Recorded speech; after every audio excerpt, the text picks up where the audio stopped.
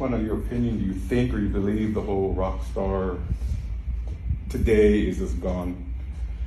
You know, like yourself, Elvis. Being on that echelon up there, where you can't even walk down the street and not be recognized. I just think it's just a bunch of cluster now, or maybe we're just getting old. I don't know. Maybe that's why. Just wanted your opinion on that. Everything changed with Napster.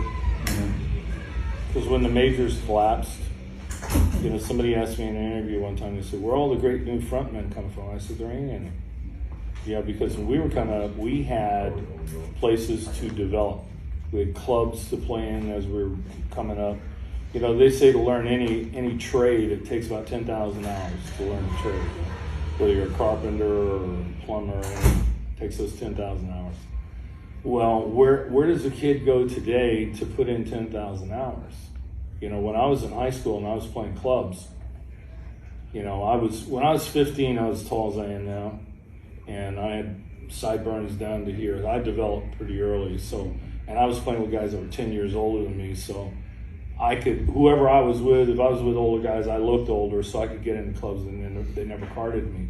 So I was playing clubs on weekends, but we'd start at 8 in the evening and play till 4 in the morning. And that's, you develop your voice, you start learning songwriting, all that stuff. I don't think a network like that exists anymore. So think of that as like a farm system like you would have in baseball, where you got someplace to go to develop that talent. So in the scheme of all of that, with losing the majors on top of it, major labels, they were evil, oh man, like you wouldn't believe. But they did this great thing where they could farm this talent and develop the talent. So from the artist's perspective, you had to kind of ante up to get in the game, which meant you gave them the first 5 years of your life. It was a slavery contract. Yeah. It was worse than any real estate deal you've ever seen that went bad. I mean, it's often been said that if it wasn't for the state of California where that stuff was, and New York where that stuff was developed, that in a regular court, that stuff would be thrown out.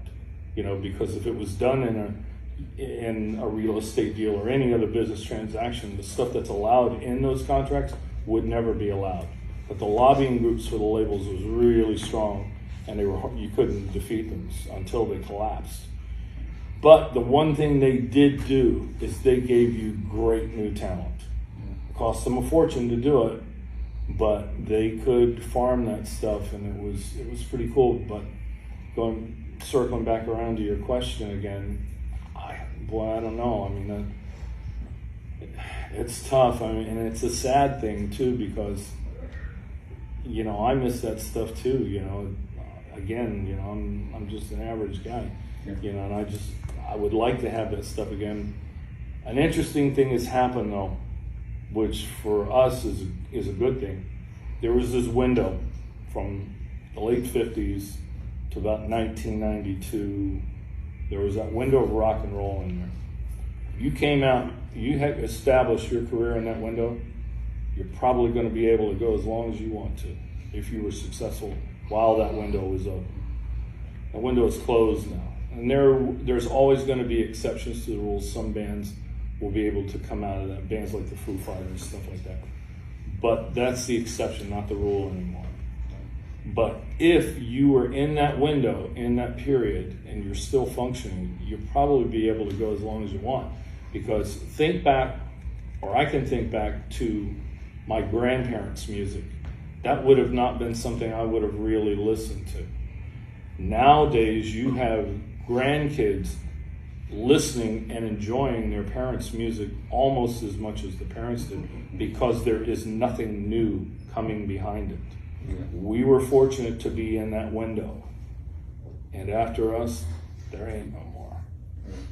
And so when the guy says to me, he goes, "Where's all the great new frontmen coming from?" I go, "There ain't any, because there's no place to farm them. When we're gone, we will be an extinct species." But every time technology changes, it revolutionizes show business. Think about vaudeville.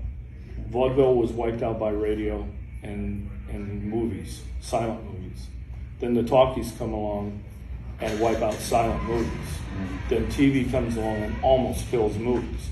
So every time there's been a technological change, show business is radically shaken up by it. And we're kind of in the middle of one of those right now.